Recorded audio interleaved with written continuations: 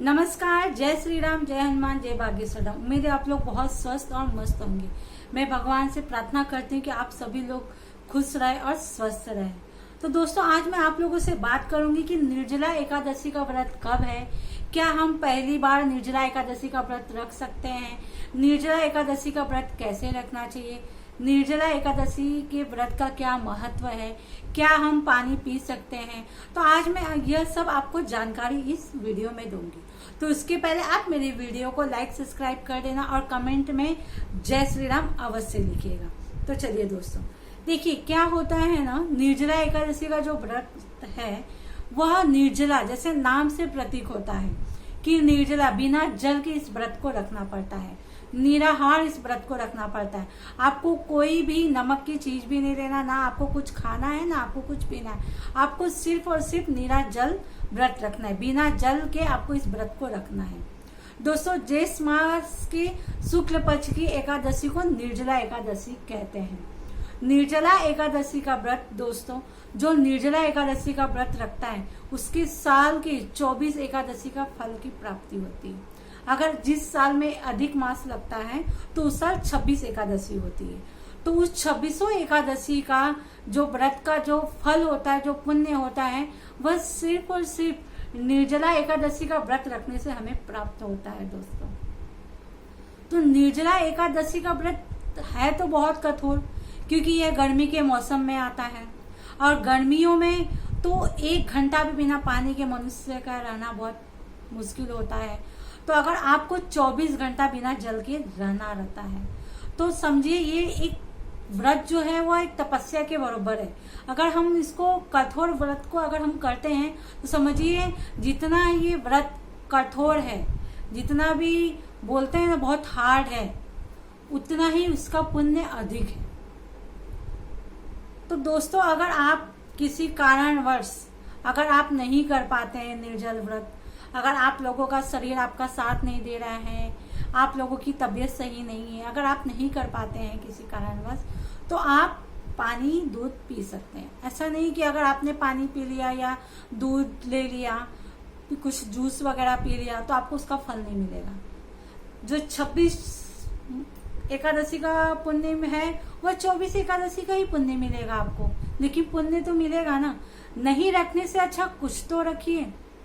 अगर आप निर्जल नहीं रख सकते तो दूध फ्रूट वगैरह ही खा के रख लीजिए, कुछ तो पुण्य मिलेगा। इतना महापर्व है ये निर्जला एकादशी का कि आपको मैं बता नहीं सकती इसका कितना अधिक महत्व है। जितना यह गर्मियों में जो ये एकादशी आती है निर्जला एकादशी, जितना ये कठिन है उतना ही इसका पुण्य भी बहुत अधिक है। तो दोस्तों, अगर आप निर्जला नहीं रख सकते तो जैसा मैंने आपको बताया आप उस तरह भी रख सकते हैं। हाँ, कितने लोग का क्वेश्चन भी ये भी रहता है कि क्या हम साल की पूरे 24 एकादशी का व्रत रखते हैं तो इसे निर्जला रखना जरूरी है। दोस्तों देखिए, इसका नाम ही निर्जला एकादशी है, तो इससे अगर आप निर्जला रखेंगे तो और अधिक महत्व है। जैसे समझिए, अगर आप पूरा साल का 24 एकादशी का व्रत रखते हैं और अगर आपने इसको निर्जला रख करके बिना जल के निराहार अगर आपने इस व्रत को रख लिया तो समझिए 12 साल एकादशी का जो व्रत रखते हैं उसका पुण्य आपको मिलेगा।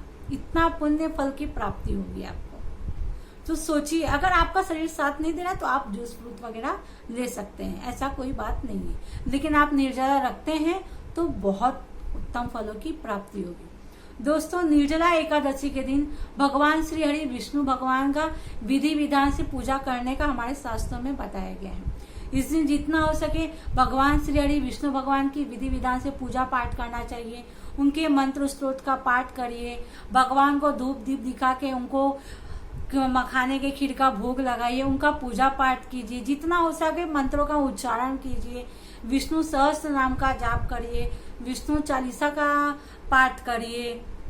तो आप जितना इस दिन हो सके भजन कीर्तन कृष्ण भगवान का, हरे राम हरे कृष्ण कृष्ण कृष्ण हरे हरे, हरे राम राम राम हरे हरे, आप इस महामंत्र का भी आप जाप कर सकते हैं। इस दिन जितना अगर हम थोड़ा सा भी भगवान का नाम लेते हैं तो इस दिन उसका अच्छे फल की प्राप्ति होती है हमें। तो दोस्तों इस दिन विधि विधान से भगवान श्री हरि विष्णु भगवान की पूजा करना चाहिए। विष्णु भगवान की पूजा करने से इस दिन विधि विधान से हमें जीवन की सारी सुख समृद्धि हमें प्राप्त होती है, हमारे सौभाग्य की वृद्धि होती है, हमारी मनोकामना की पूर्ति होती है हमारी। दोस्तों इस दिन पीपल की पूजा अवश्य करें, कोई फल भगवान को अवश्य भोग लगाएं। अगर आपके आसपास में कहीं श्री हरि विष्णु भगवान या कृष्ण भगवान का मंदिर है तो वहां अवश्य जाइए, भगवान के दर्शन कीजिए, दीप प्रज्वलित करिए और वहां बैठ करके आप भगवान का जाप करिए, भजन करिए। एकादशी में भजन का बहुत महत्व है, कीर्तन का बहुत महत्व है, तो आप जितना हो सके उतना करिए। तो कुछ लोगों का ये भी क्वेश्चन होता है कि क्या हम पहली बार एकादशी का व्रत रखना चाहते हैं तो हम रख सकते हैं? जी हाँ, आप अगर पहली बार निर्जला एकादशी या आप एकादशी का व्रत उठाना चाहते हो या सिर्फ आप निर्जला एकादशी का व्रत रखना चाहते हो तो आप रख सकते हो। बहुत शुभ तिथि है, बहुत अच्छा दिन है, इस दिन से आप अपना एकादशी का व्रत शुरू कर सकते हो। और दोस्तों इसे भीम एकादशी भी कहा जाता है। इसके पीछे भी एक कहानी है जो मैं आपको बताती हूँ। भीम एकादशी इसलिए कहा जाता है, एक दिन क्या हुआ, महर्षि वहां पे आए थे, जहाँ पांडव रहते थे वहां पे महर्षि महात्मा जो थे वो वहां पे पधारे। तो चारों भाइयों ने कहा कि हम व्रत वगैरह भी रखते हैं एकादशी का। उनकी माता ने कहा भीम जी की कि हम व्रत वगैरह सब रखते हैं, मेरे चारों बेटे भी रखते हैं, पर भीम एक भी व्रत वगैरह नहीं रखते हैं। तो भीम को महर्षि व्यास जी ने बुलाया कि आप क्यों व्रत नहीं रख पाते हैं। तो भीम जी ने कहा कि देखिए ऐसा है कि आप लोगों को तो पता है कि उनको भोजन बहुत प्रिय है, वो भोजन के बिना नहीं रह पाते हैं, तो उनको व्रत रखना बहुत कठिन हो जाता है। तो भीम जी ने व्यास जी से पूछा, आप मुझे ऐसा कोई व्रत बतलाइए जिससे कि मैं वह एक व्रत करूं, मुझे सारे पुण्य की प्राप्ति हो। तो व्यास जी ने उनसे कहा, कुछ दिनों में निर्जला एकादशी, ज्येष्ठ माह के शुक्ल पक्ष में निर्जला एकादशी आने वाली है। उस दिन आप निर्जल होकर बिना जल ग्रहण किए, बिना कुछ खाए पिए आप निर्जला एकादशी का व्रत रखिए।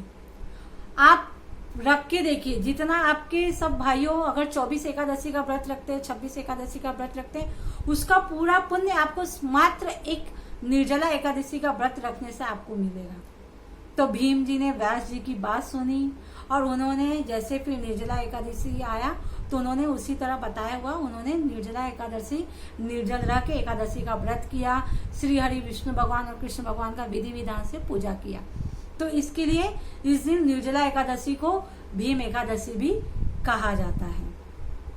तो दोस्तों कहने का मतलब ये है कि जितना हो सके आप पूजा पाठ करिए। इस दिन दान का बहुत महत्व है, इस दिन आप जितना हो सके उस दिन दान पुण्य अवश्य कीजिए। इस दिन मटका में जल भर के उसका दान करना बहुत पुण्य होता है।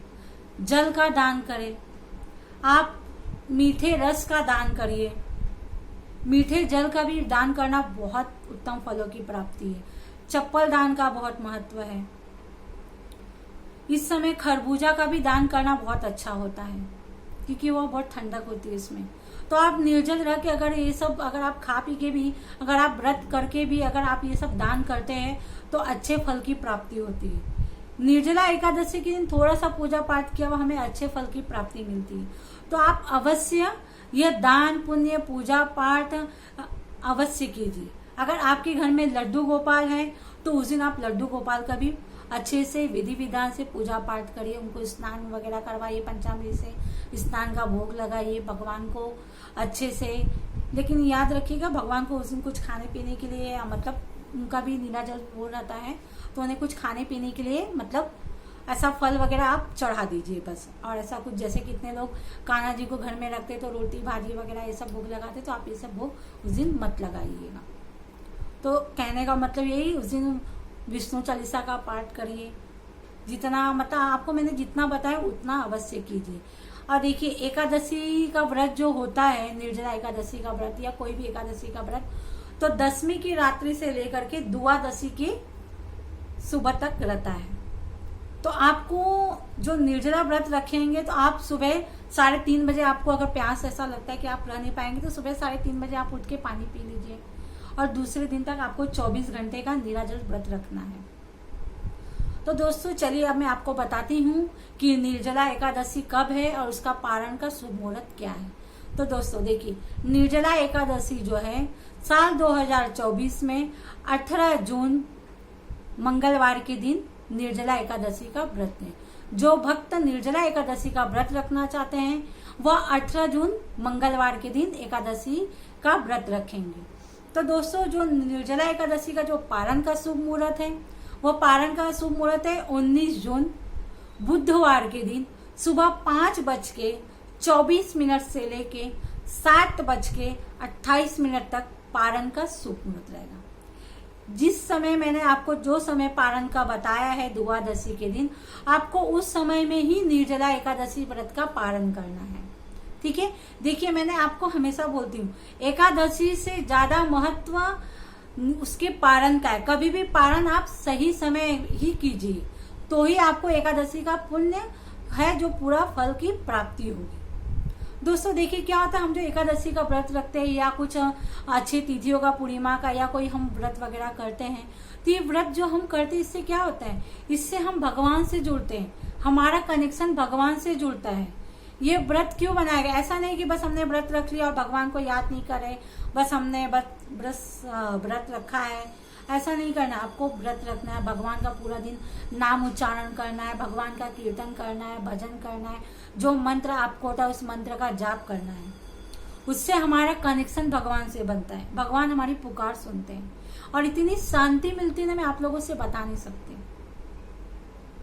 तो इसके लिए जितना हो सके इस दिन भगवान का श्रेणी, भगवान का भजन कीर्तन अवश्य कीजिए और अपना जो मन है ना, अपना तन पूरा भगवान को समर्पित कर दीजिए।